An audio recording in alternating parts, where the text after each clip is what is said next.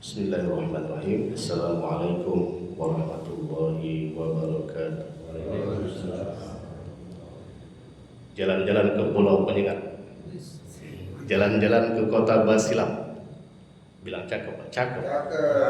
Singgah sebentar ke Pulau Penyengat. Bapak Ibu sudah menjawab salam, tapi salamnya tidak semangat. Kita ulang lagi Pak ya. Assalamualaikum warahmatullahi wabarakatuh. Alhamdulillah, wassalatu wassalamu ala rasulillah wa ala alihi wa ashabihi wa mawala wa la hawla wa la quwata illa billah, amma ba'd.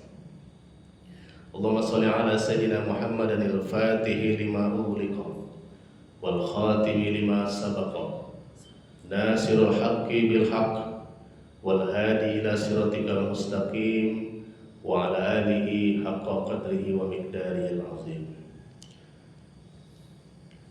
Qala Allah Ta'ala fi kitabihil karim, a'udzu billahi minasy syaithanir rajim.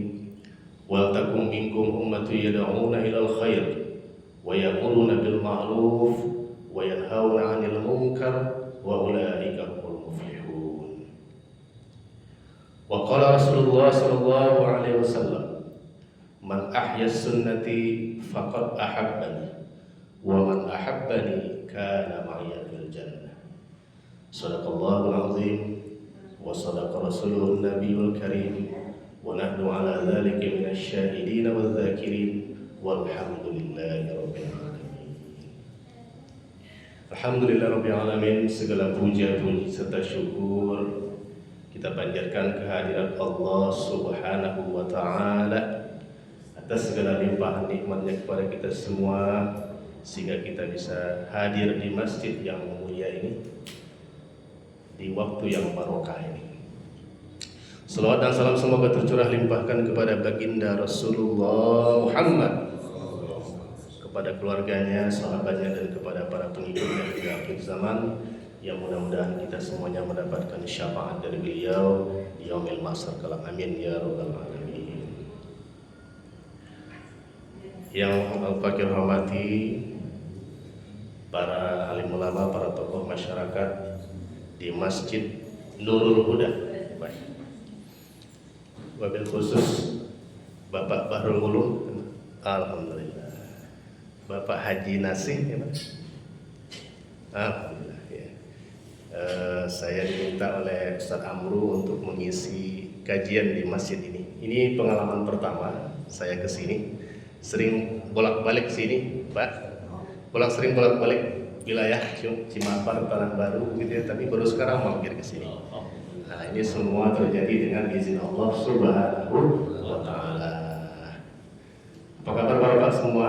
Alhamdulillah. Bapak kayaknya sudah terlihat semangat sekali, Pak. Tahu dari mana Ustaz? Tanpa saya perintahkan semua sudah menghadap ke depan. Ibu-ibu sehat, Bu? Ibu-ibu kayaknya lagi banyak uang. Ustaz tahu dari mana? Mukenanya baru-baru semua kayaknya kelihatan. Bapak Ibu rahimahumullah, ya tadi sempat ngobrol sekilas dengan Pak Haji. Pak Ustaz mohon maaf katanya jamaahnya sedikit, ya, tidak menjadi masalah. Ini bukan jamaah yang sedikit, ini jamaah yang istimewa. Nah, ya, karena yang bisa ya ke masjid di subuh yang dingin, apalagi sekarang subuh lebih cepat Pak ya, 4:05 sudah subuh, itu orang-orang yang istimewa, yang meninggalkan empuknya kasur Pak ya, tapi meninggalkan itu semua, mengambil wudhu, berdiri menghadap Allah Subhanahu wa taala ya.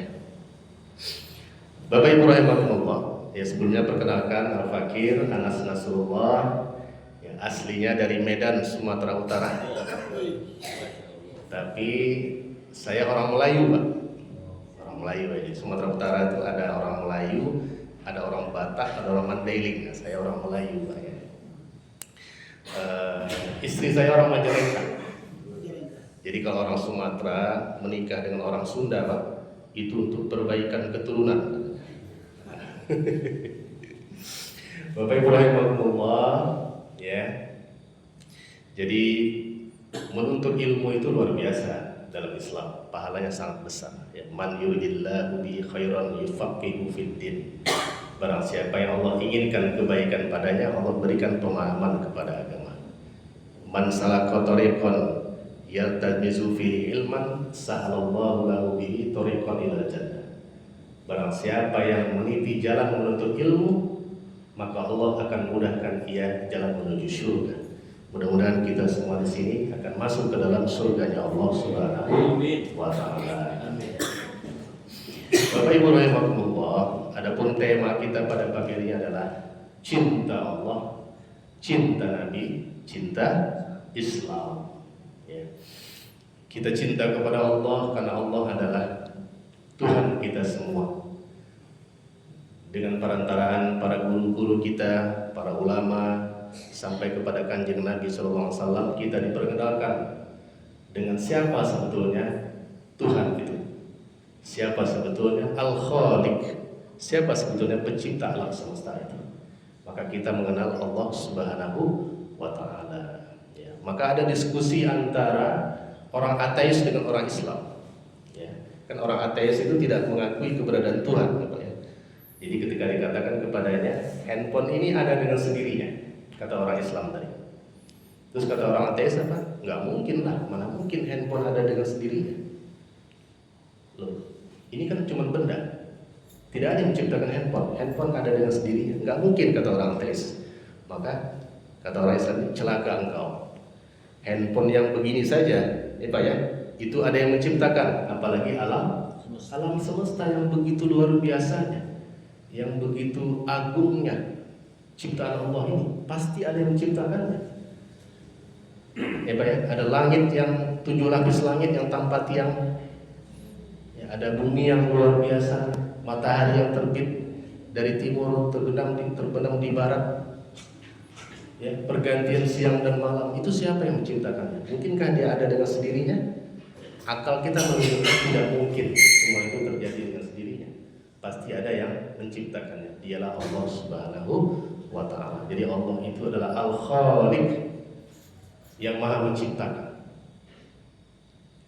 Allah juga memiliki sifat Ar-Rahman Ar-Rahim, ya, maha pengasih, Jadi kasihnya Allah itu Allah berikan kepada semua makhluk, baik yang Islam maupun yang kafir, Allah kasih semua. Makanya ya orang kafir diberikan oksigen untuk bernafas, semua dikasih. Diberikan kekayaan alam kepada mereka, semua dikasih. Orang Islam juga dikasih. Orang Islam apakah dia melakukan amal soleh ataupun tidak, Allah juga kasih. Semua dikasih oleh Allah Subhanahu wa ta'ala. Tapi sifat Allah yang Ar-Rahim hanya Allah berikan kepada orang-orang yang beriman saja. Ya, kita semua di sini dan semua umat Islam sedunia yang beriman kepada Allah Subhanahu wa ta'ala, Allah berikan kasih sayangnya nanti di akhirat. Jadi rahmannya Allah itu di dunia Allah berikan kepada semua makhluk, tapi Ar-Rahim ya, sayangnya Allah berikan hanya kepada orang-orang yang beriman, yaitu nanti di dalam surganya Allah Subhanahu wa ta'ala. Maka tadi ya Pak Ustadz Bahrul membacakan ayat ya, innalladzina amanu wa amilus solihati ulaika innalladzina amanu wa amilus solihati falahum ajrun ghairu mamnun. Nih Pak ya, sesungguhnya orang-orang beriman beramal soleh itu bagi mereka pahala yang tiada putus-putusnya. Itulah bentuk sayangnya Allah, Ar-Rahimnya Allah Subhanahu wa ta'ala kepada orang-orang yang beriman. Maka orang-orang yang beramal soleh ini Allah berikan keistimewaan Pak. Ya, orang-orang yang soleh itu Allah berikan keistimewaan. Maka ketika kita sholat, ketika kita tahiyat akhir apa? Assalamualaikum. Allah mengatakan Assalamualaikum ayyuhan nabiyyu wa rahmatullahi wa barakatuh.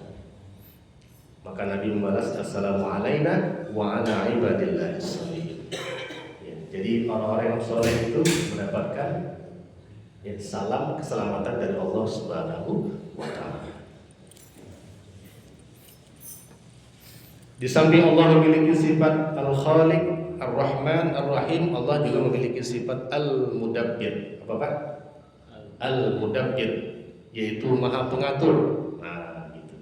Jadi setelah kita beriman kepada Allah Subhanahu wa ta'ala, kita mengakui bahwa Allah adalah Al-Khaliq, maka Allah juga memiliki sifat Al-Mudabbir, yaitu sebagai pengatur. Nah, jadi kita juga harus mengimani Allah sebagai pengatur. Allah mengatur alam semesta ini dengan sunnatullahnya. Allah mengatur alam semesta ini dengan sunnatullahnya, dengan hukum-hukum alamnya, sehingga alam ini bisa berjalan dengan sebagaimana mestinya.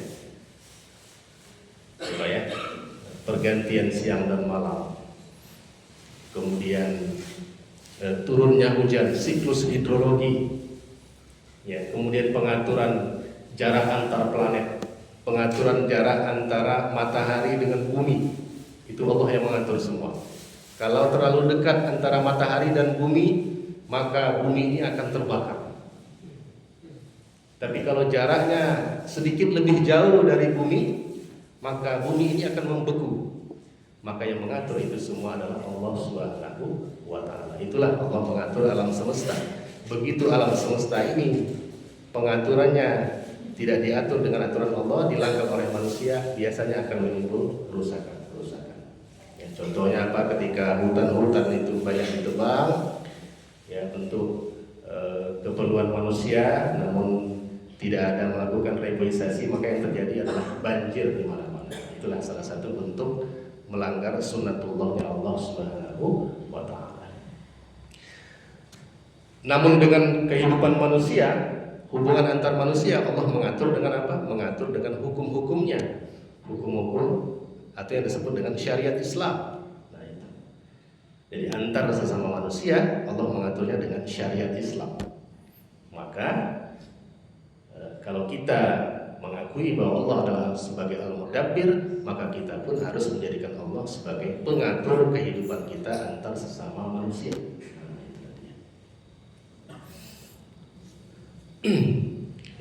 Bapak Ibu rahimakumullah, jadi kalau kita sudah mengakui dan meyakini bahwa Allah adalah Al-Khaliq, Allah memiliki sifat Ar-Rahman, Ar-Rahim, dan Allah sebagai Al-Mudabbir, maka kita haruslah menundukkan hati kita, ya, menundukkan akal kita untuk hanya mau diatur dengan aturan Allah Subhanahu wa ta'ala. Bapak Ibu rahimakumullah, ya.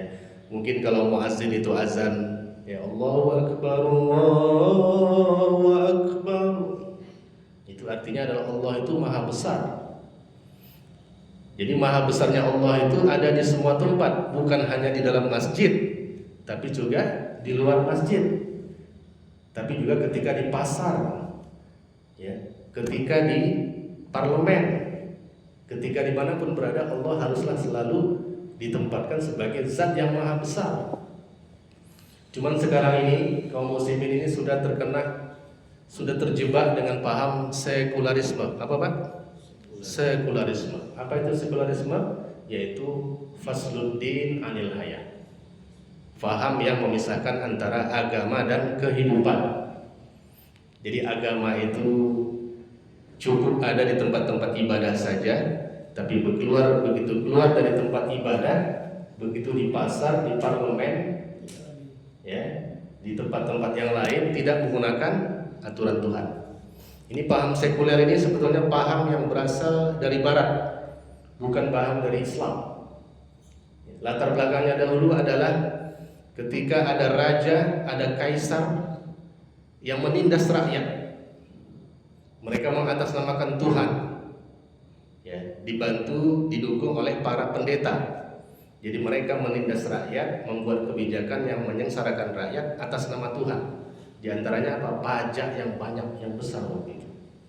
Jadi rakyat itu tersindas, tapi rakyat nggak bisa protes. Kenapa? Karena ini dari Tuhan, dari kaisar. Kaisar adalah wakil Tuhan.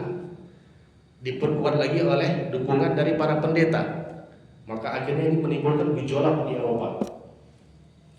Menimbulkan gejolak, menimbulkan pergolakan dan kerusuhan. Akhirnya terjadilah, ya, negosiasi di antara mereka, terjadilah kompromi. Ya, ada yang satu pihak mengatakan kalau begitu agama Kristen harus dipisahkan, harus dihilangkan saja. Ini yang ekstrim, Pak. Menginginkan agar agama Kristen dipisahkan saja, dihilangkan saja. Namun ada yang kompromi, yang sisi lain yang moderat, oh jangan, agama Kristen kita simpan saja di gereja. Tapi begitu kehidupan kita itu diatur dengan kita sendiri, kita yang mengatur, kita tidak pakai agama. Nah ini ceritanya. Maka terjadilah, maka lahirlah paham sekularisme. Jadi paham ini sebetulnya hanya cocok bagi agama di luar Islam, tidak cocok untuk Islam. Kalau Islam itu adalah agama yang mengatur seluruh aspek kehidupan, ya. Bahkan Allah memerintahkan kita untuk masuk Islam secara kafah, masuk Islam secara keseluruhan. Ya ayyuhalladzina amanu udkhulu fis-silmi kafah. Wahai orang-orang yang beriman, masuklah kalian ke dalam Islam secara kafah, secara keseluruhan, dalam seluruh aspek kehidupan, dalam aspek ibadah, pakaian, makanan, muamalah, politik, pemerintahan dan sebagainya. Itu harus diatur dengan aturan Islam, bukan dengan aturan yang lain. Nah, itulah yang kita sayangkan saat ini, ya Pak ya. Kita ini orang Islam, mayoritasnya Islam, penduduknya banyaknya orang Islam, tapi Islam tidak dipakai dalam kehidupan, terutama dalam kehidupan berbangsa dan bernegara. Ya, Islam hanya dipakai hanya ketika di dalam masjid saja. Nah, jadi sadar atau tidak sadar umat Islam sekarang ini sudah terjebak dengan paham sekularisme, paham yang memisahkan antara kehidupan agama dan kehidupan sehari-hari, paham yang memisahkan antara kehidupan agama dan kehidupan bernegara. Ini paham yang bertentangan dengan Islam, bertentangan dengan akidah kita semua. Maka ya, mulai hari ini kita mari berusaha bersama-sama, ya, untuk berupaya, ya, agar Allah itu sebagai al-mudabbir, sebagai pengatur kehidupan kita, agar Islam itu tidak hanya kita pakai ketika di masjid, tapi juga dipakai ketika di luar masjid, ya, di dalam parlemen, di pasar dan sebagainya. Saat ini kita sholat di masjid, tapi ketika di pasar, ketika berbisnis tidak pakai aturan Allah Subhanahu wa Ta'ala, ya. Mungkin di pasar itu banyak yang mengurangi takaran dan timbangan, ya Pak ya, atau mungkin juga transaksinya pakai riba, ya. Nah ini tidak sesuai dengan Islam, ya. Atau juga ya adanya pajak yang mencekik rakyat. Ya, 70% pendapatan negara kita itu dari pajak. Padahal di dalam Islam pajak itu hukumnya haram. Nabi mengatakan la yadkhulul jannah li sahibi maqsid. Tidak akan masuk surga para pemungut pajak. Nah, itu dia. Luar biasa nih. Ya. 70%-nya dari pajak, 30%-nya dari pinjaman, hutang. Hutangnya riba, bunga berbunga. Sebagai info Pak, tahun 2025 ini kita membayar cicilan bunga hutang berapa? 520 triliun rupiah. Cicilan bunga hutangnya, bukan pokoknya. Tahun depan bocorannya berapa? Kita bayarnya 700 triliun. Jadi makin naik dia. Ini apa? Cicilan bunga hutang. Riba. Riba itu dosa paling minimalnya kata Nabi seperti berzina dengan ibu kandung sendiri. Nauzubillah min dzalik. Inilah mungkin kata para ulama negeri kita ini jadi nggak berkah gitu. Walaupun kita punya kekayaan alam yang banyak, sumber daya alam yang melimpah, tapi masyarakat kita masih banyak yang miskin. Mungkin karena kita tidak pakai aturan Allah Subhanahu wa ta'ala, tidak pakai aturan Islam. Allah mengatakan walau anna ahlal qura amanu wattaqau lafatahna 'alaihim barakatin minas sama'i wal ardh. Jikalau sekiranya penduduk negeri itu beriman dan bertakwa kepada Allah, menerapkan hukum Allah, maka Allah turunkan berkah dari langit dan dari bumi. Walakin kadzabu fa akhadnahum bima kanu yakzibun. Oleh karena mereka mendustakan hukum-hukum Allah, tidak mau menggunakan hukum Allah, maka Allah siksa mereka karena kedustaan mereka. Bapak Ibu rahimakumullah, kita di dalam masyarakat itu ya, kata Nabi seperti orang yang sedang berada di lautan di atas kapal. Ya. Nabi sudah mengatakan begitu. Kalian itu kata Nabi di dalam sebuah masyarakat seperti sedang berada di sebuah kapal. Kapal itu ada tingkatan-tingkatannya Pak. Ya, ada dek-deknya. Dan kapal itu apa? Ada nakhodanya. Jadi kalau ada yang haus, ya itu airnya ada di atas. Ketika keluar yang haus, penumpang ada yang haus, kalau dia mengatakan daripada saya capek ke atas, saya bolongin aja kapalnya. Kalau ada penumpang yang begini, kalau kita tidak ingatkan, tidak kita cegah, maka seluruh penumpang akan tenggelam. Begitulah kita di dalam sebuah masyarakat. Kalau ada yang melakukan kemaksiatan, Pak, itu harus diingatkan, harus dicegah. Karena kalau tidak dicegah, nanti masyarakat sekitar itu bisa mendapatkan azab dari Allah Subhanahu wa ta'ala. Allah mengatakan wattaqu fitnatan la tusibanna alladziina zalamu minkum khassah. Takutlah kalian kepada suatu fitnah yang tidak hanya menimpa orang-orang zalim saja di antara kalian. Ya, beberapa waktu yang lalu dulu kan kita mendengar kabar berita ada perempuan naik mobil Avanza menabrak orang yang lagi olahraga hari Minggu. Ternyata ketika ditelisik dia habis dugem, ya mabuk-mabukan. Ya. Kenapa mabuk-mabukan? Ada khomarnya. Kenapa ada khomar? Karena khomar dilegalkan. Nah, gitu ya. Ketika khomar dilegalkan, maka yang terjadi adalah kerusakan. Jadi dia menabrak banyak orang. Boleh jadi yang ditabrak itu adalah orang yang baru selesai sholat subuh berjamaah, ya, yang tidak melakukan dosa.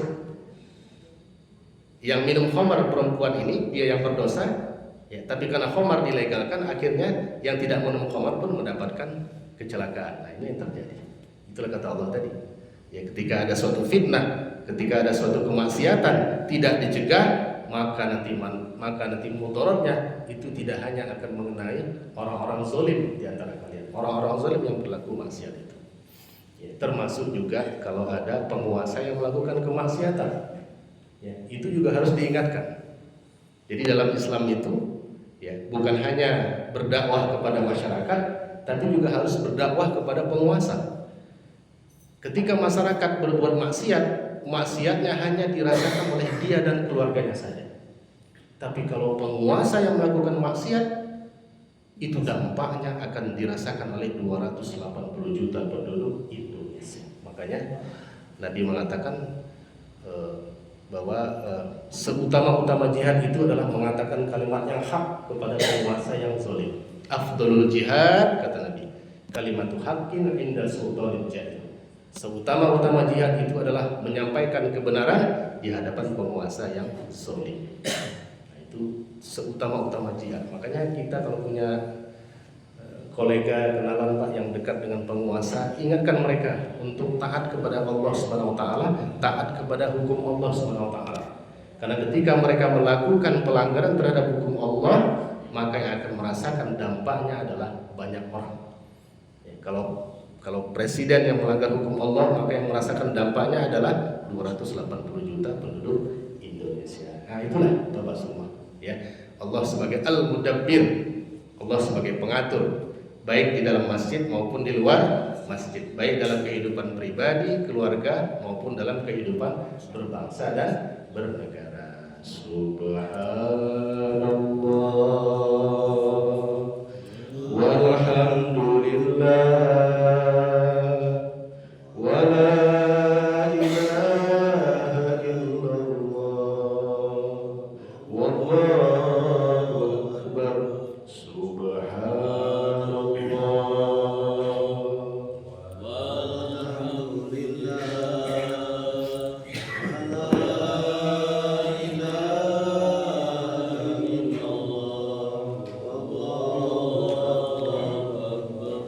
Minum dulu Pak ya, haus juga ternyata.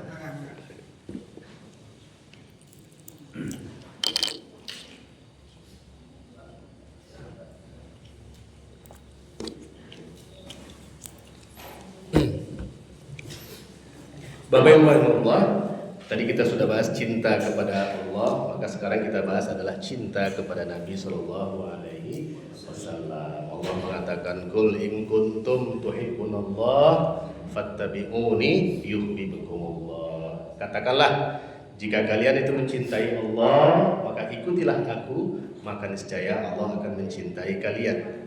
Itulah kata Allah SWT untuk Nabi Muhammad SAW. Bapak Ibu rahmatullah, kalau kita bahas cinta Nabi ini waktunya gak cukup ini ya. Kalau Nabi itu sejarah hidupnya 23 tahun.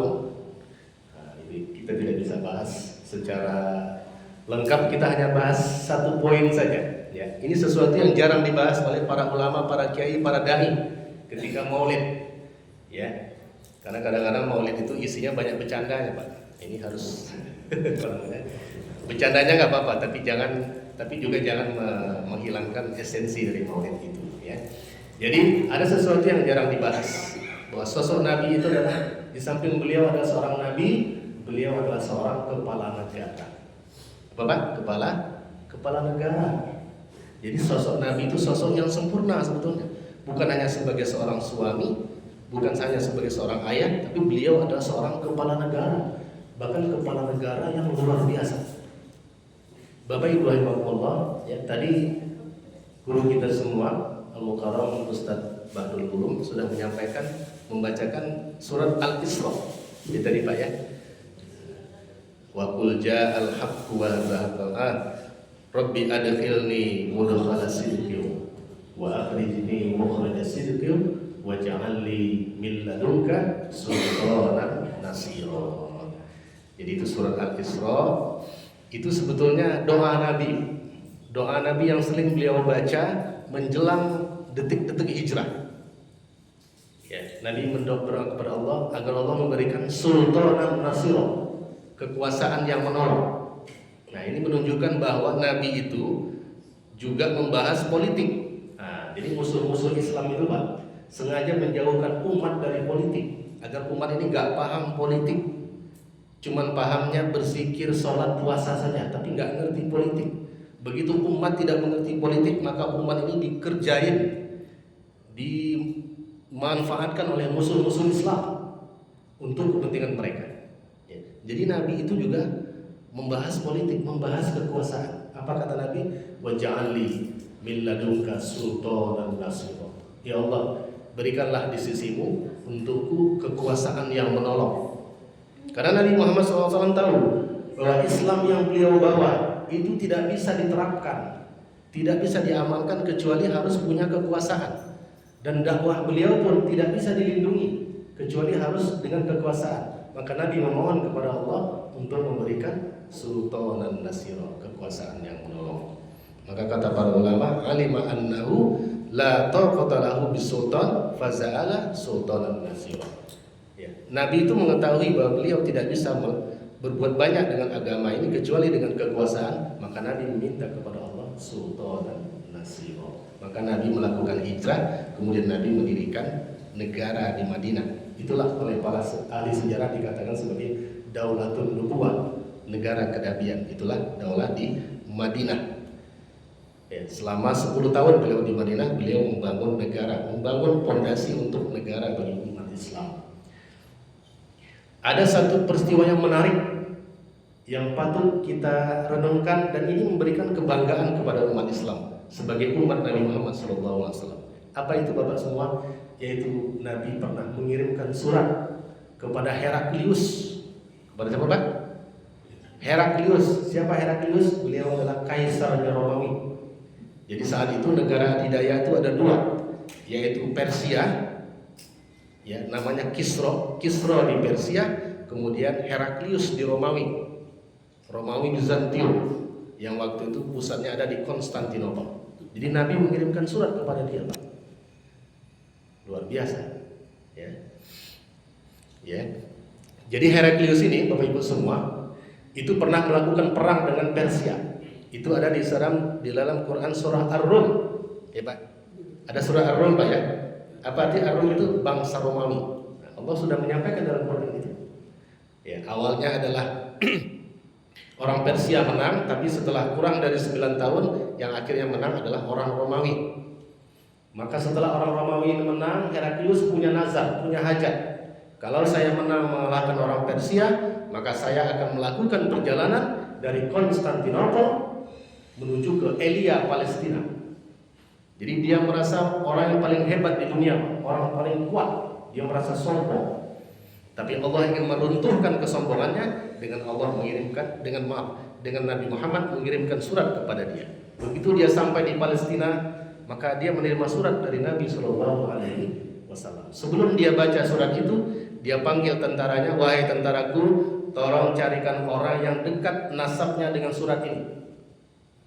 Maka dipanggillah saat itu Abu Sufyan. Abu Sufyan ini dulunya memusuhi Nabi, kemudian akhirnya masuk Islam. Beliau itu mertuanya Nabi, Abu Sufyan, ya.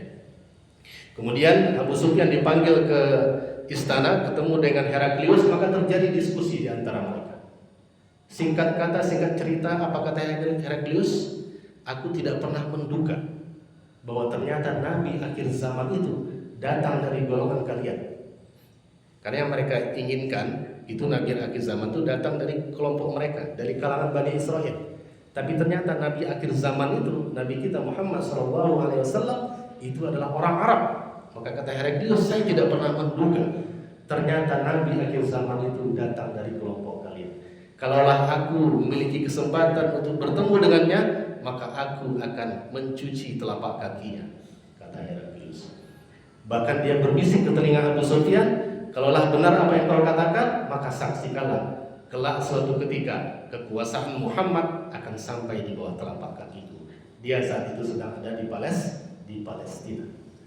Maka tidak lama setelah itu, ya, Nabi menyerang orang-orang Romawi yang ada di Tabuk. Tabuk daerah mana Ustaz? Daerah sekitar Suriah.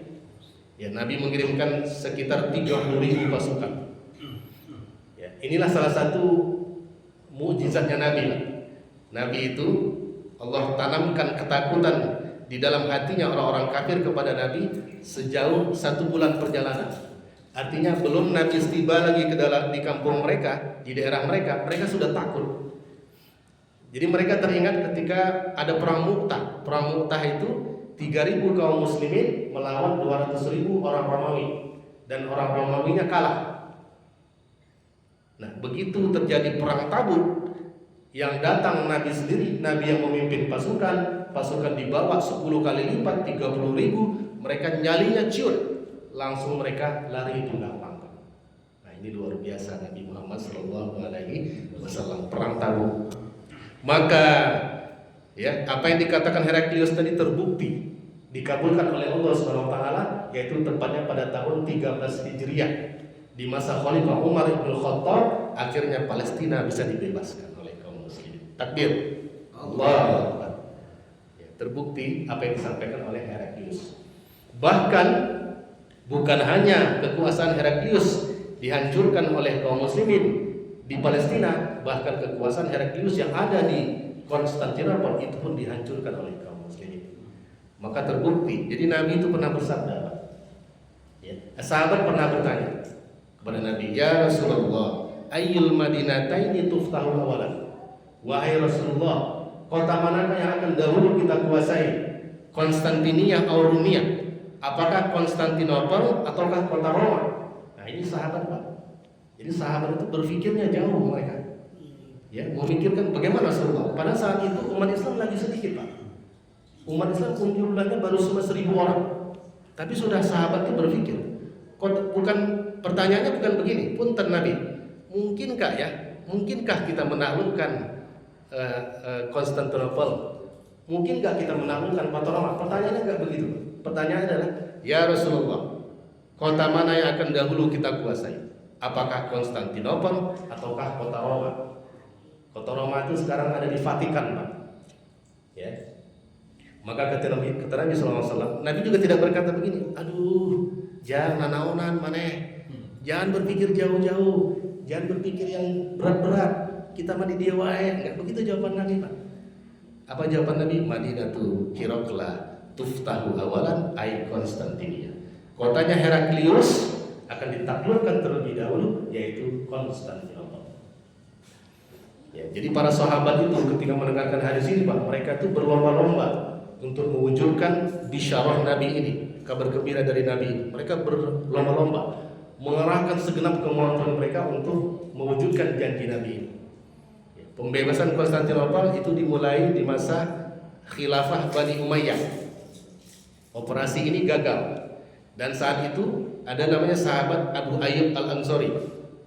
Siapa Pak? Abu Ayyub Al-Ansori. Ini sahabat Nabi, saat itu udah tua. Umurnya 80 tahun, Pak.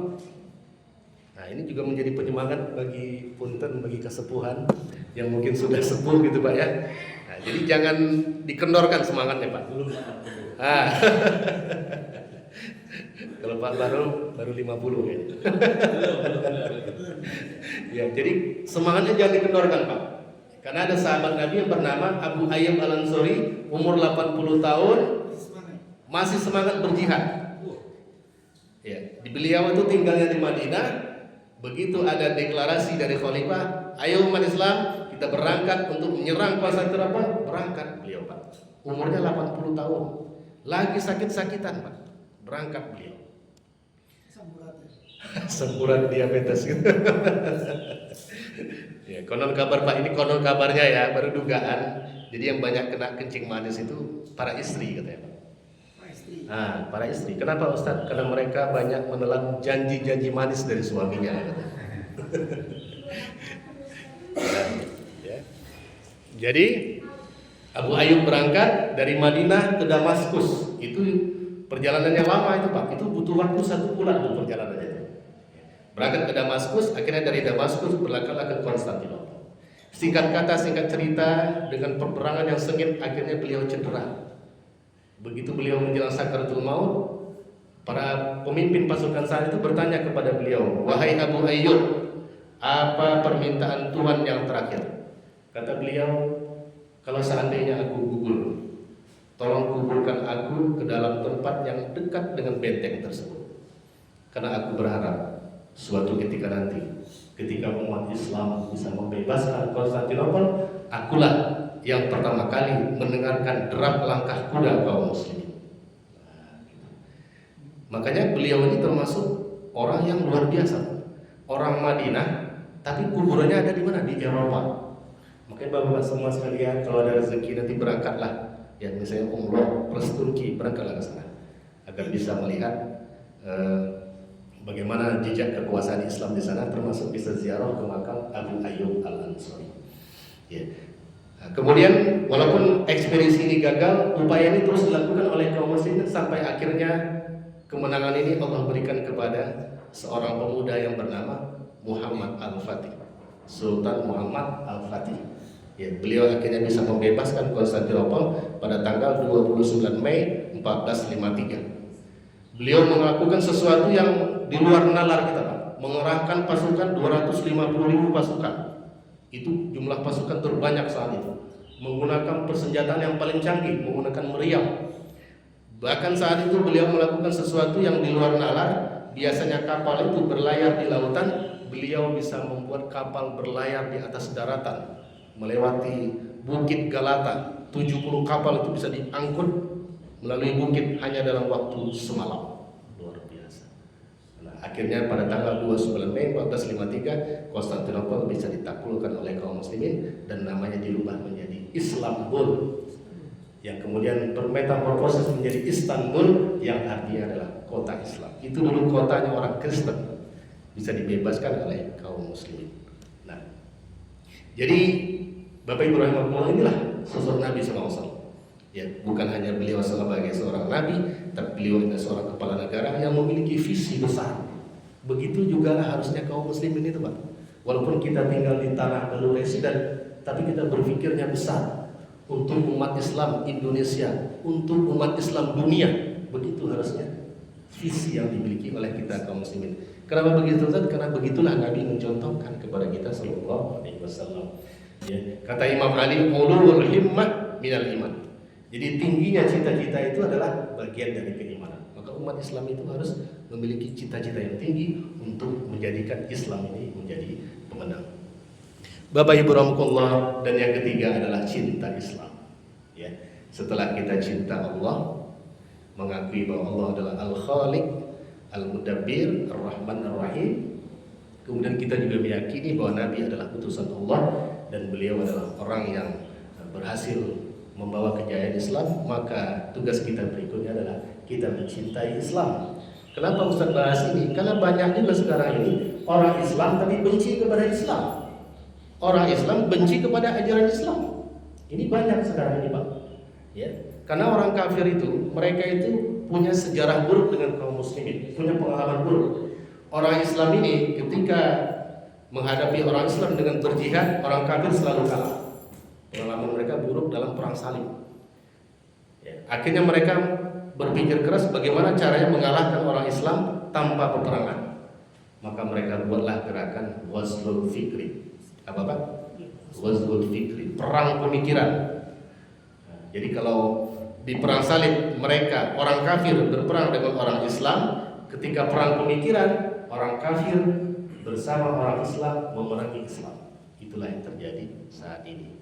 Ya, banyak di antara kaum muslimin yang justru anti dengan Islam, anti dengan ajaran Islam. Nah, inilah keberhasilan dari musuh-musuh Islam. Padahal ya, ada beberapa hal yang membuat kita tuh harusnya cinta kepada Islam. Yang pertama, Islam itu adalah satu-satunya agama yang diridhoi oleh Allah Subhanahu wa taala. Ya, inna dina indallahil Islam. Sesungguhnya Islam adalah satu-satunya agama yang diridhai oleh Allah Subhanahu wa taala. Bahkan Allah mengatakan, "Wa may yabtaghi ghairal islami dinan falan yuqbala minhu wa huwa fil akhirati minal khasirin." Barang siapa yang mengambil agama selain Islam, maka agama itu tertolak dan di akhirat termasuk orang yang merugi. Jadi Islam adalah agama yang satu-satunya diridhai oleh Allah Subhanahu wa taala. Yang kedua, Islam ini agama yang sempurna, yang mengatur seluruh kehidupan. Allah mengatakan, al-yawma akmaltu lakum dinakum wa asmartu alaikum ni'mati wa raditu lakum Islam madinah. Pada hari ini telah kusempurnakan bagimu agamamu dan telah kucukupkan atasmu nikmatku dan aku ridho Islam menjadi agamamu. Islam itu agama yang sempurna, yang mengatur seluruh aspek kehidupan. Agama yang lain tidak punya apa? Mereka hanya punya aturan bagaimana berhubungan dengan Tuhan mereka. Bahkan mereka tidak punya aturan tentang busana, nggak punya aturan Pak. Jadi Bapak jangan heran kalau ada orang kafir itu pakainya macam-macam. Tapi kalau orang Islam itu punya aturan lain, punya aturan tentang busana, ya Pak ya. Laki-laki auratnya antara pusar dan lutut, perempuan auratnya seluruh tubuhnya kecuali muka dan telapak tangan. Itulah Islam. Ya, nah Islam adalah agama yang mengatur seluruh aspek kehidupan. Yang ketiga, ya, Islam itu adalah agama untuk semua. Islam itu bukan hanya untuk orang Islam saja. Wa ma arsalnaka illa kafatan linnas. Dan tidaklah kami utus engkau Muhammad kecuali untuk seluruh manusia. Ajaran Islam ini adalah untuk seluruh manusia. Jadi tidak tepat kalau ada yang mengatakan syariat Islam itu nggak cocok di Indonesia. Karena orang Indonesia ini bukan hanya orang Islam. Itu pernyataan yang keliru dan menyesatkan. Berarti orang salah dong begitu. Justru dia yang salah. Bahwa Islam itu adalah untuk semua. Ajaran Islam itu untuk semua. Ketika Islam itu diterapkan, maka itu cocok untuk semua. Kalau ada yang mengatakan begitu, syariat Islam tidak cocok di Indonesia, karena Indonesia bukan hanya orang Islam. Sebetulnya dia tidak mengerti sejarah. Kalau kita baca sejarah umat Islam Indonesia, justru yang paling pertama mana Pak? Apakah yang lebih pertama Indonesia atau Islam? Islamlah yang lebih pertama dalam bentuk kesultanan Islam. Ini Pak ya? Dari mulai Aceh hingga Papua itu banyak kesultanan Islam. Hukum Islam diterapkan, syariat Islam diterapkan. Datanglah para penjajah yang serakah dan durjana, yang kafir-kafir itu datang ke negeri ini untuk apa? Untuk mengambil hasil kekayaan kita. Rempah kita, lada kita diambil oleh mereka, dijual ke negara mereka. Setelah mereka mendapatkan keuntungan yang banyak, muncul tabiat serakahnya. Wah, kalau cuma begini, untung kami sedikit. Bagaimana kalau dijajah aja sekalian? Nah, itulah mereka menjajah negeri kita. Mereka menjajah Aceh, seluruh Nusantara dijajah oleh para penjajah ini. Setelah Portugis pergi, datang lagi VOC. Setelah VOC ganti, datang lagi Belanda. Belanda menjajah kita. Mereka merusak syariat Islam, menghilangkan syariat Islam. Kalaupun ada syariat Islam, hanya untuk masalah ritual saja, masalah talak, nikah dan rujuk. Mereka hilangkan syariat Islam. Setelah itu barulah kita merdeka. Jadi yang lebih dahulu itu adalah Islam, kesultanan Islam, syariat Islam, barulah Indonesia. Jadi kalau ada yang mengatakan Indonesia tidak sesuai dengan Islam, syariat Islam tidak cocok Indonesia, ini orang yang tidak mengerti sejarah. Pertama dia tidak mengerti sejarah, kemudian dia tidak paham Islam. Bahwa Islam itu adalah cocok untuk semua manusia. Wa ma arsalnaka illa kafatan linnas. Yang berikutnya, yang keempat, ya, Islam itu ketika diterapkan akan memberikan rahmat bagi semesta alam. Wa ma arsalnaka illa rahmatan lil alamin. Sejarah yang masyhur adalah di masa khilafah Bani Umayyah. Ada namanya Khalifah Umar bin Abdul Aziz. Siapa Pak? Umar bin Abdul Aziz. Siapa beliau? Beliau adalah keturunannya Umar bin Khattab. Ya, di masa beliau hanya menjabat 2 tahun, Pak. Tapi dalam waktu 2 tahun masyarakat sejahtera sampai-sampai tidak ada yang mau menerima zakat, saking sejahteranya. Apa rumusnya? Beliau menerapkan hukum Islam secara kafah dan beliau adalah orang yang soleh dan bertakwa. Dan yang terakhir, Islam itu akan kembali berjaya dan mengalahkan semua agama. Ustaz tahu dari mana? Ini tahu dari Allah SWT. Ya, bisa dibaca di surat As-Saff ya. Walladzi arsala rasulahu bil huda wa dinil haq liyuzhirahu 'ala dini kulli walau karihal musyrikun. Dialah Allah ya, yang menurunkan agama yang hak untuk mengalahkannya semua, untuk mengalahkan semua agama.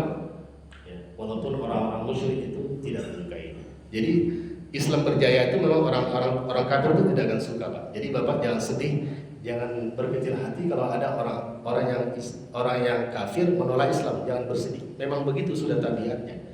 Dan walaupun begitu kata Allah, Allah akan memenangkan agama ini walaupun mereka itu membenci. Ya. Memang sekarang ini umat Islam lagi terpecah belah. Ya. Memang Nabi pun pernah menyampaikan periodisasi umat Islam. Ya. Ada masa namanya periode nubuah. Nah, itulah masa Nabi SAW 13 tahun di Mekah, 10 tahun di Madinah. Kemudian masa Nabi diganti dengan masa khilafah ala minhajin nubuwah. Inilah masa Khalifah Abu Bakar As-Siddiq, Khalifah Umar bin Khattab, Khalifah Utsman bin Affan dan Khalifah Ali bin Abi Thalib. Kemudian masa Khalifah Rasyidin juga digantikan dengan masa mulkan adhan, kekuasaan yang menggigit. Khilafah juga, tapi seperti kerajaan. Jadi pergantian kepemimpinannya itu seperti kerajaan, diwariskan kepada anak-anaknya, begitu ya. Nah, ini masa namanya masa mulkan adhan, kekuasaan yang menggigit. Ini juga sudah selesai. Kemudian masuk masa mulkan Jabariyah. Nah, kalau mulkan Jabariyah ini penguasanya rusak, rakyat pun banyak yang rusak. Inilah masa kita sekarang, Pak. Ya ini masa kita sekarang ini luar biasa sekarang kerusakan itu ya. Pak Baliut. Ya, jadi sekarang ini luar biasa Pak. Kalau Nabi Lut itu sudah meninggal, tapi ternyata umatnya Nabi Lut itu masih ada hari ini. Ya, kemarin di Bogor itu ada family gathering, tapi isinya adalah pesta gay, laki-laki dengan laki-laki Pak. Nah, ini luar biasa. Ustaz, kenapa ini bisa terjadi? Karena kita tidak pakai hukum Islam. Tidak ada hukum yang tegas. Coba apa hukuman bagi gay? Tidak ada hukumannya Pak. Paling hanya diingatkan. Mungkin hanya masuk ke rehabilitasi. Padahal kalau pakai hukum Islam ini harusnya dihukum mati. Ustaz, kok kejam sekali Ustaz? Jangan khawatir. Ini hukuman bagi yang berlaku maksiat. Bagi kita yang nggak maksiat, yang nggak usah takut. Ini hukuman bagi pelaku maksiat. Agar apa? Agar jerah. Ya Pak ya, agar yang lain itu takut, jangan berbuat seperti ini. Ini haram hukumnya, bahkan menjijikkan sekali begini. Ini terjadi dan nampaknya juga semakin banyak. Kenapa Pak? Karena orang-orang gay ini, nauzubillah, punten Pak ya, yang jadi korban itu akan menjadi pelaku. Nauzubillah. Maka hati-hati Pak. Ya kita yang punya anak. Jadi sekarang ini memang zaman fitnah ini, zaman luar biasa.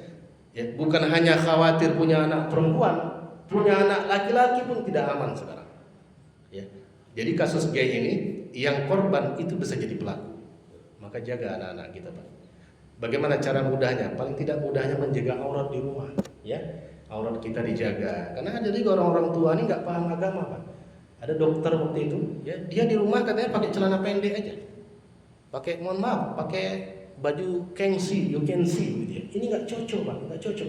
Kita punya anak laki-laki. Kalau ibu-ibu di kamar dengan suami bebas, tapi kalau di rumah ada anak laki-laki, ada ponakan, ada pembantu laki-laki, itu harus hati-hati dijaga auratnya. Termasuk juga yang laki-laki di rumah. Walaupun di rumah kita nggak boleh kita pakai celana pendek. Ada anak-anak laki-laki. Nah ini yang terjadi. Ya, tidak menjaga aurat. Kemudian juga jangan anak kita itu satu kasur, satu selimut Pak. Ya, jangan sampai anak laki-laki atau anak perempuan tidurnya satu kasur berdua. Itu hati-hati.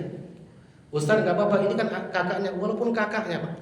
Ini luar biasa sekarang. Nggak boleh, itu harus pisah tempat tidurnya. Bahkan idealnya lagi kamarnya berbeda. Idealnya kalau kita ada rezeki Pak ya. Tapi kalaupun nggak bisa, kasurnya harus bisa, harus beda. Karena inilah salah satu pintu anak-anak sekarang itu ada yang gay, ada yang lesbian. Nauzubillah misalnya. Nah ini ketika nggak pakai hukum Islam itu begini Pak. Dan kalau saya lihat, kalau kita nggak pakai hukum Islam, ini kemaksiatan ini akan merajalela. Maka disinilah pentingnya penerapan syariat Islam. Bapak Ibu rahmatullah, demikianlah tadi ya, cinta Allah, cinta Nabi, maka kita harus cinta Islam.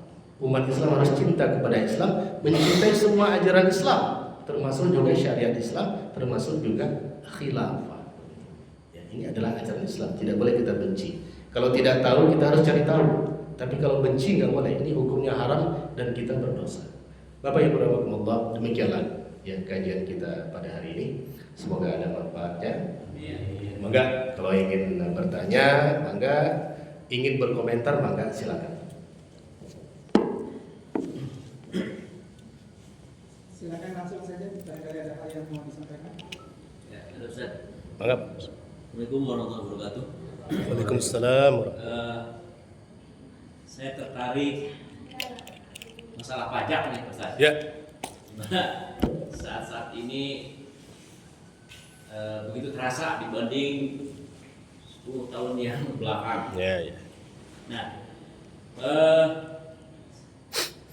bagaimana konsep Islam dalam hal pembangunan? Kadang-kadang para pejabat, para politisi mengkaitkan dengan pajak dengan pembangunan. Memang secara rasional otak kita ini akhirnya jadi semacam menerima. Misalnya untuk bangun jalan dari mana? Dari pajak. Untuk membangun infrastruktur lain dari pajak. Nah, bagaimana konsep Islam ketika kaitannya dengan pembangunan, tapi kita tarik ke masa kini. Mungkin kalau zaman dulu tidak perlu jalan yang panjang, lebar, luas dan sebagainya, dan infrastruktur yang lainnya. Bagaimana konsep Islam kaitannya dengan pembangunan, kemudian dikaitkan dengan pajak, karena mungkin ada sebagian ulama yang nggak apa untuk pembangunan ya, dan sebagainya. Iya. Nah, itu aja Ustaz. Terima kasih. Baik, jazakallah khairan. Ya, jadi sebetulnya ya Pak ya, ketika Allah mengharamkan sesuatu pasti ada manfaat di sana. Ketika Allah menegakkan satu hukum Islam pasti ada manfaat di sana. Haitsu takunu syar'u takunul maslahah. Di mana ada penerapan syariat Islam, maka di situ pasti ada banyak manfaat, ada banyak barokah, begitu ya.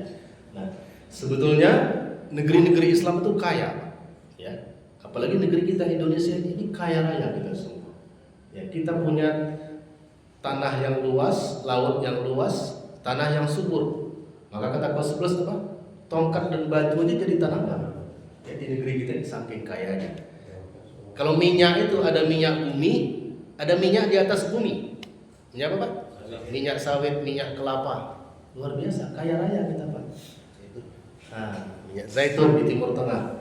Cuman kita tidak barokah. Kenapa tidak barokah? Tidak pakai hukum Allah. Allah hanya diagungkan di masjid ini, tapi di luar masjid ini, di pemerintahan Allah tidak diagungkan, hukum Allah dicampakkan. Ya, Allah mengatakan, Nabi mengatakan an-nasu asyuraka'u fis salasi fil ma'i wal kala'i wan nar. Manusia itu berserikat dalam 3 hal. Ya, di dalam air, wal kala, ya, padang gembalaan termasuk hutan.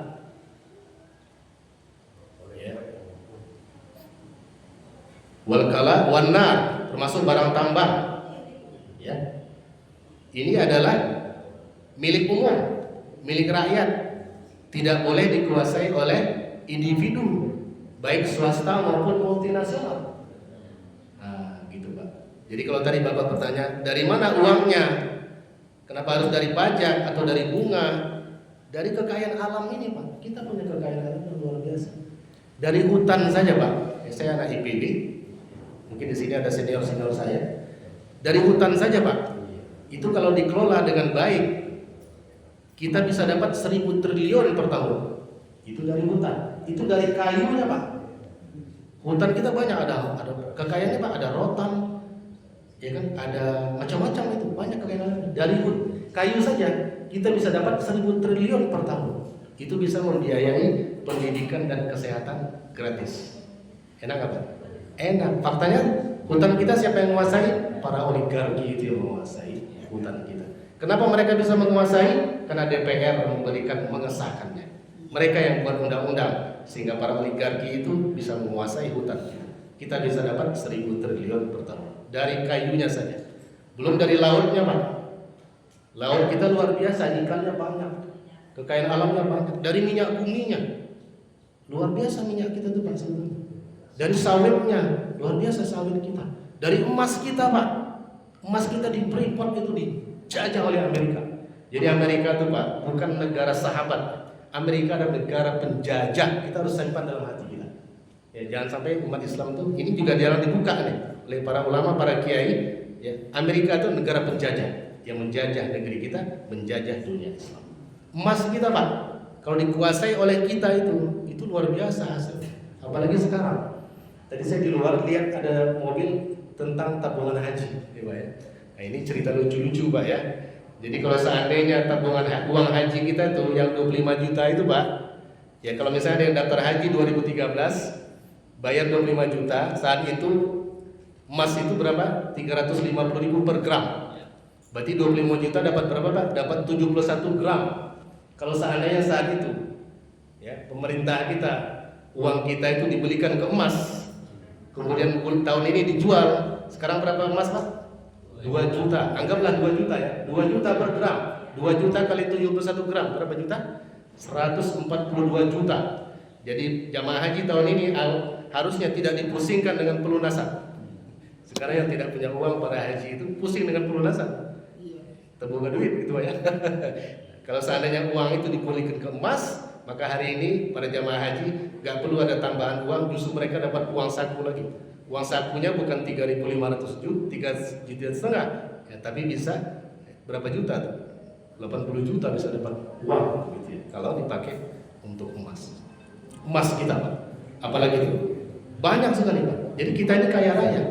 Konon kabarnya Adaro, ya Adaro itu yang menguasai tambang batu bara, itu setahunnya bisa dapat 2 triliun Pak. Dividennya itu bisa dapat 2 triliun. Itu dividen Pak. Gimana kalau penerimaan asli? Ini bisa lebih besar lagi.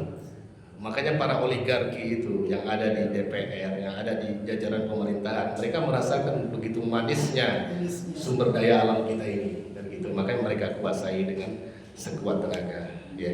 Jadi kalau tadi dikatakan bagaimana membangun negara tanpa pajak, bisa. Kalau sumber daya alam ini dikelola oleh negara sepenuhnya.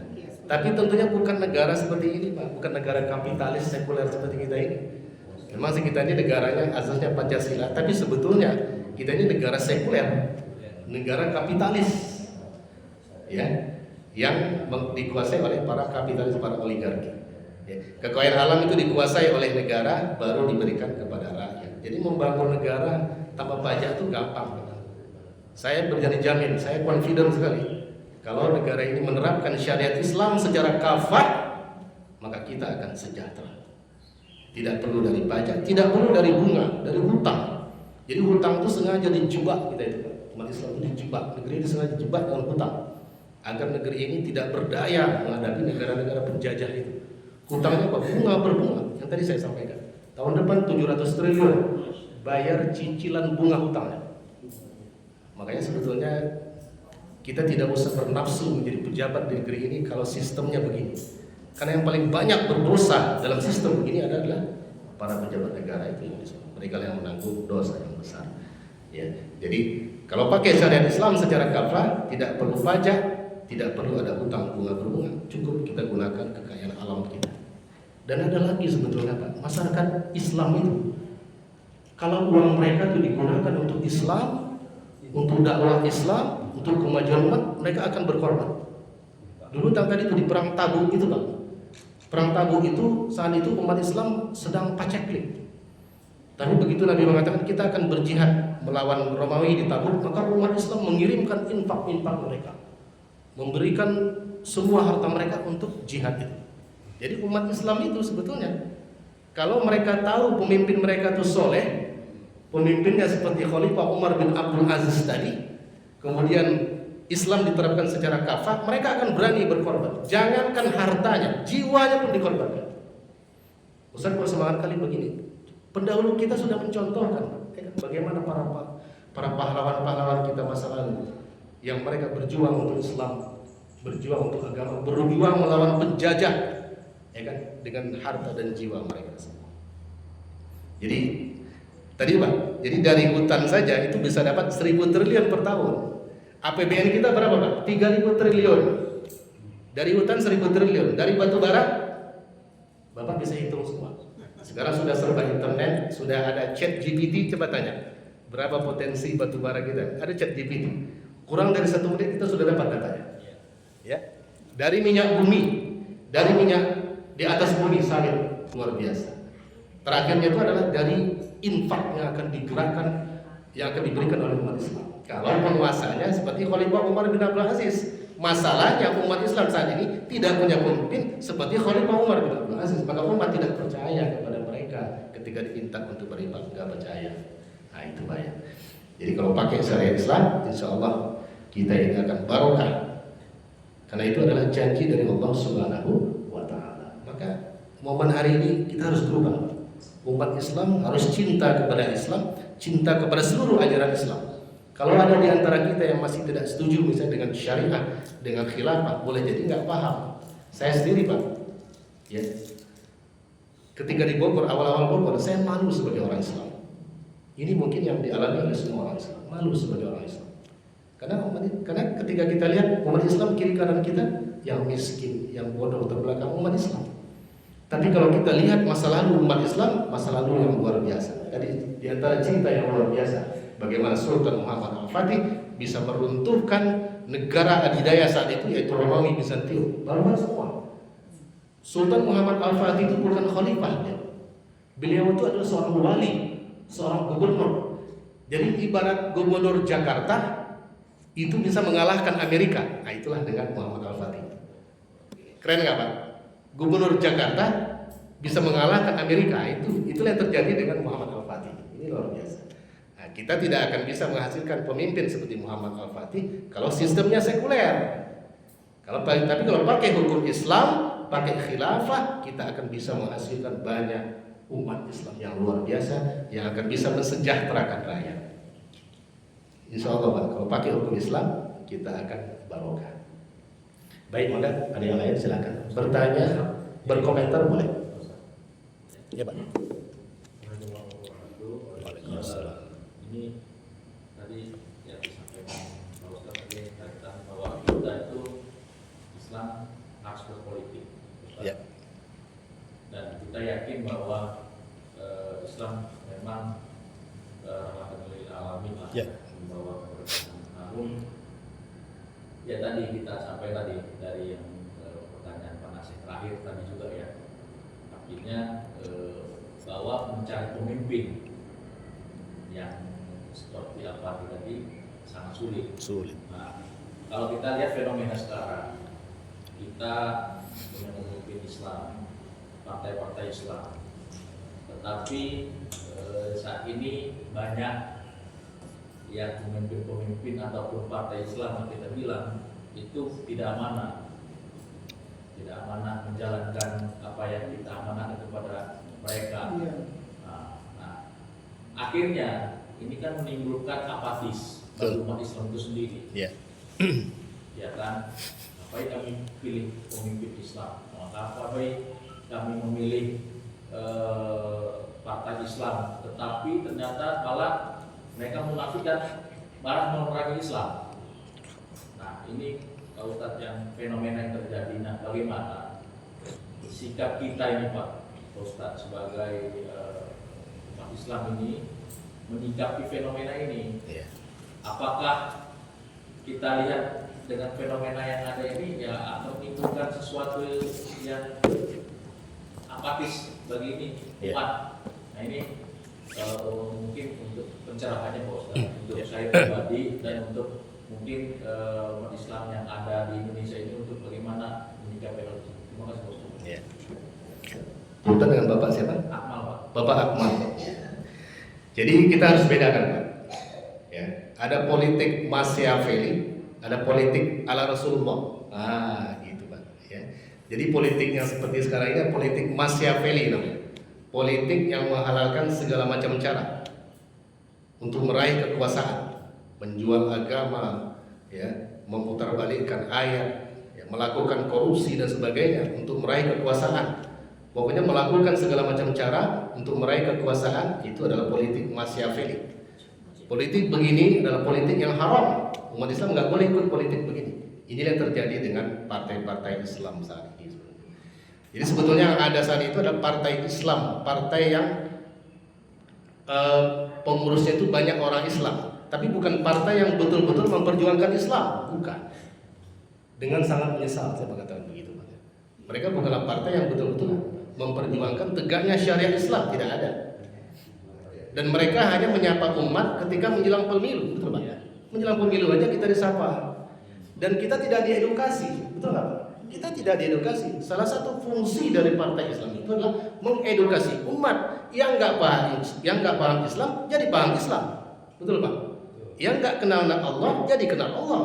Yang nggak cinta pada Nabi jadi cinta Nabi. Itu harusnya dilakukan oleh partai Islam, anggota partai politik Islam. Tapi mereka tidak melakukan itu. Butuh suaranya saja. Ya, mereka pakai ketika belum menjadi pejabat baca ayat kursi. Setelah punya kursi lupa ayatnya gitu ya. Apa bedanya pilkada dan pilkabe Pak? Kalau pilkabe ya kan lupa jadi, betul Pak? Kalau pilkada jadi lupa, balik-balik aja gitu. Jadi Pak Akmal, ada politik Machiavelli. Inilah yang dilakukan oleh partai-partai politik Islam saat ini. Mereka terjebak di sana. Ini adalah kubangan lumpur bagi mereka itu. Ya, makanya itu harus ditinggalkan, dihilangkan. Lantas bagaimana Ustaz? Kita harus mengikuti politik ala Rasulullah Sallallahu Alaihi Wasallam. Politik itu dalam Islam Pak namanya riayatus syu'unil umat, mengurusi urusan umat dengan Islam. Itulah politik dalam Islam. Apa tadi Pak? Riayatus syu'unil umat, mengurusi umat dengan Islam. Itulah politik Islam. Ya, makanya kita saat ini membutuhkan partai Islam ideologis yang mereka itu mendidik umat dengan Islam. Kapan itu Ustaz? Setiap saat.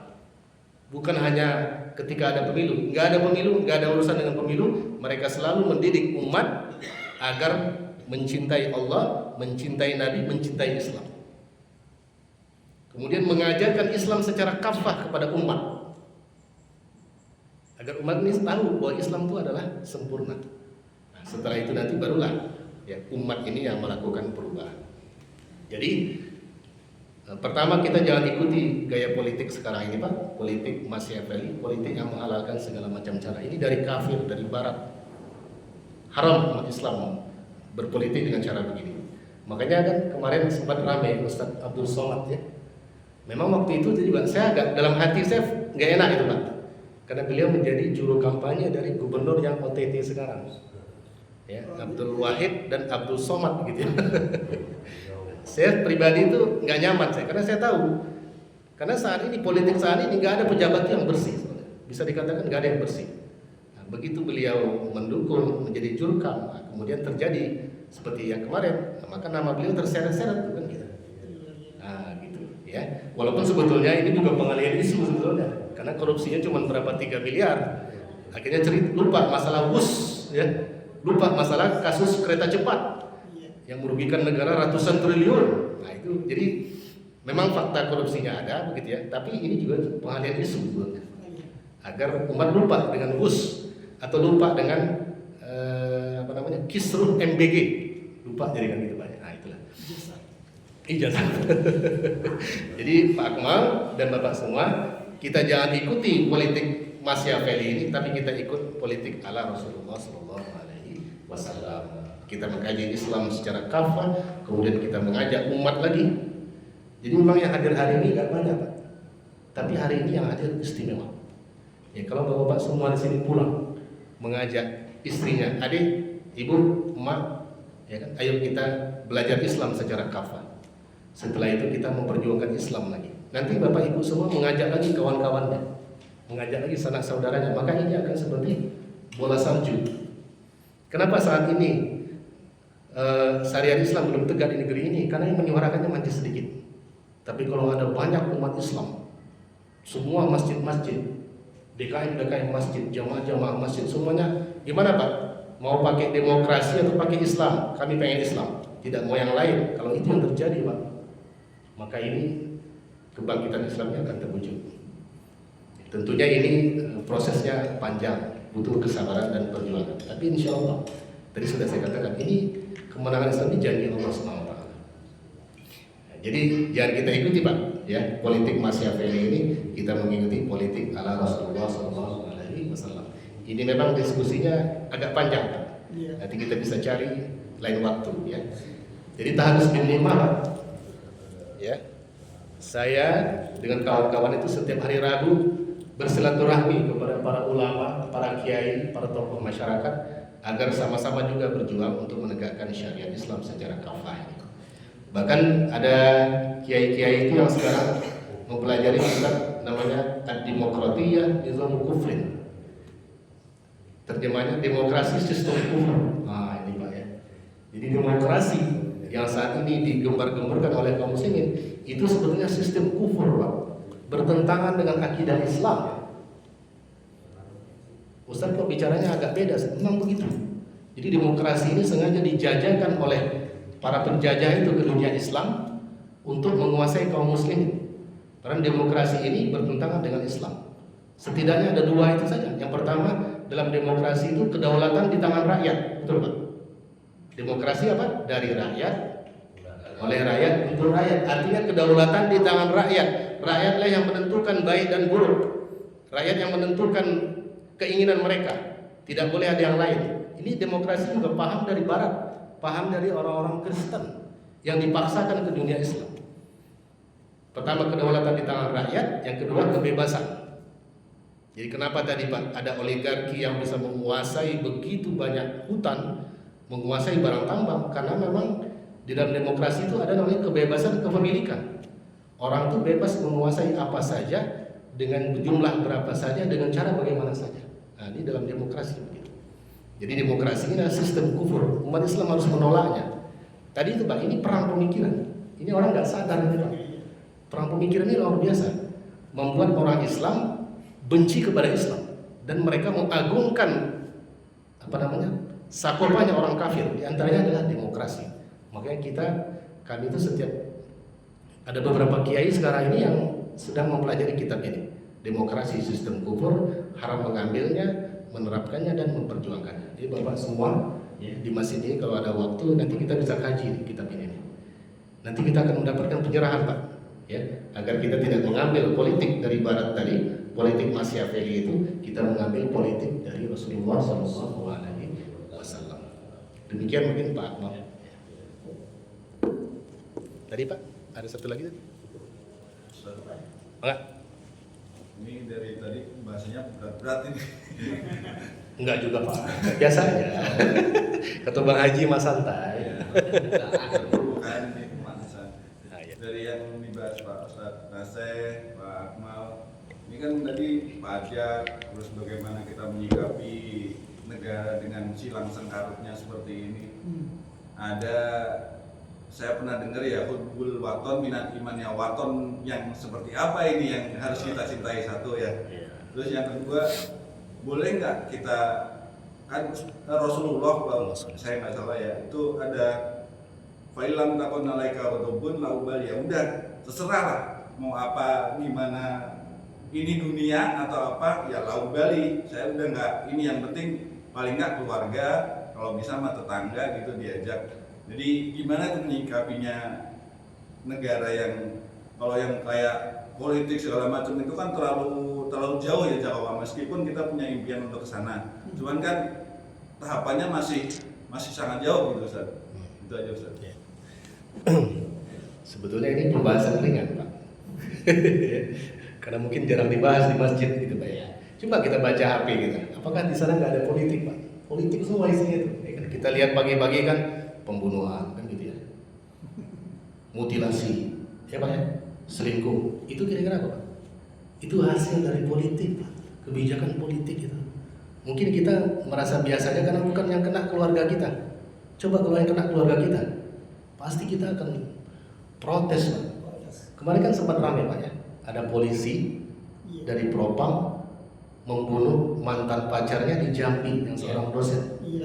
Coba Pak, gimana? Mungkin kita biasa aja, tapi bagi keluarganya apa kata dia?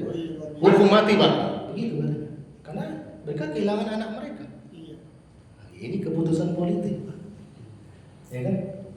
BBM naik, pajak yang tinggi, apalagi sekolah yang mahal, keamanan yang tidak ada. Saya mau bisnis itu Pak, mau buka usaha itu, mau buka kebun di Majalengka, di samping susah nyari pekerjaannya, keamanannya apa susah sekarang itu?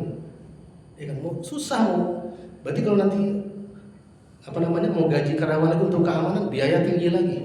Sementara daya ekonomi lagi melemah. Ya, itu keputusan politik Pak. Jadi kita sebetulnya tidak bisa lepas dari politik, ya kan? Dan kita ini berbagai kerusakan yang ada ini adalah kesalahan dalam melaksanakan kebijakan politik, kesalahan sistem. Jadi sebetulnya mulai hari ini kita harus berubah, bahwa kita tidak boleh anti dengan politik, tapi justru kita harus paham politik. Karena politik dalam Islam itu hukumnya wajib. Tadi itu Pak, bukan politik Machiavelli, tapi politik ala Rasulullah SAW. Rasulullah itu bahas ekonomi dalam negara, di dalam masjid Pak. Mengatur pasukan perang itu di masjid. Ya. Menyampaikan berbagai solusi atas masalah itu di dalam masjid, bukan di luar masjid beliau. Begitu. Ya. Jadi kita harus tetap mengerti politik. Kita memang tinggal di tanah baru residen, tapi impian kita besar. Agar apa? Agar umat Islam kembali berjaya, umat Islam bersatu. Kita harus memiliki sikap begitu. Karena tadi ulul himmah itu minal iman. tingginya cita-cita itu adalah sebagian dari keimanan. Kemudian hubbul watan. Nah, ini sebetulnya ada yang memahami bahwa ini bukan hadis, Pak. Bahkan ini itu adalah hadis palsu. Bukan hadis. Itu bahkan hadis palsu katanya. Ya, itu hadis yang hadis-hadis palsu yang dibuat-buat oleh musuh Islam. Ya, untuk memecah belah kaum muslimin. Apa efeknya dari hadis itu? Akhirnya orang Islam Indonesia hanya peduli dengan Indonesia saja. Malaysia mah bukan saudara kita. Mana lagi itu? Palestina. Itu mah urusan batur gitu ya. Bahkan ada kiai yang bicara begitu, Pak. Orang mana penting di dia wae. Situ mah nggak peduli, nggak boleh begitu. Umat Islam itu bersaudara, innamal mu'minuna ikhwah. Umat Islam itu tidak terbatasi oleh teritori, tidak dibatasi oleh sekat negara. Kita dulu bersatu, Pak. Kita dulu bersatu. Kemudian musuh-musuh Islam ini yang memecah belah kita semua. Di antaranya dengan tadi itu hadis palsu itu, hubbul watan minal iman. Apakah Ustaz tidak cinta tanah air? Saya cinta dengan negeri ini. Walaupun sekarang itu Timur itu lepas, Pak. Timur lepas di masa siapa? Di masa Pak Habibie. Itu sebetulnya dosa bagi Pak Habibie. Karena kata Nabi, tanah yang sudah dimiliki oleh kaum muslimin tidak boleh dilepaskan sejengkal pun. Itu harus dibela sampai mati. Jadi lepasnya Timur itu tidak sesuai dengan Islam. Ya. Nanti kalau khilafah itu tegak, Timur itu akan ditarik lagi, dimasukkan ke dalam Indonesia ini. Ya. Jadi sebetulnya musuh-musuh Islam itulah yang membagi-bagi negeri ini, membagi-bagi negeri Islam dengan menggunakan hadis palsu tadi itu. Hubbus watan minal iman. Ya. Jadi kita mencintai negeri ini. Kenapa? Negeri ini adalah negeri kaum muslimin. Nah, begitu. Kita mencintai Palestina negeri kaum muslimin. Ya, dalam Islam itu tanah itu ada dua. Ada tanah kharijiyah, ada tanah usriyah. Tanah kharijiyah itu tanah kaum muslimin yang Islam masuk dengan jihad dahulu. Memang penduduknya keras-keras, mesti jihad, mesti dengan pedang baru masuk Islam. Nah, itulah tanah Palestina, Mesir, Irak, Turki. Nah, itu tanah kharijiyah. Islam masuk dengan jihad. Tapi ada namanya tanah usriyah. Tanah usriyah itu kabar baiknya, Pak, inilah Indonesia ini. Tanah usriyah namanya.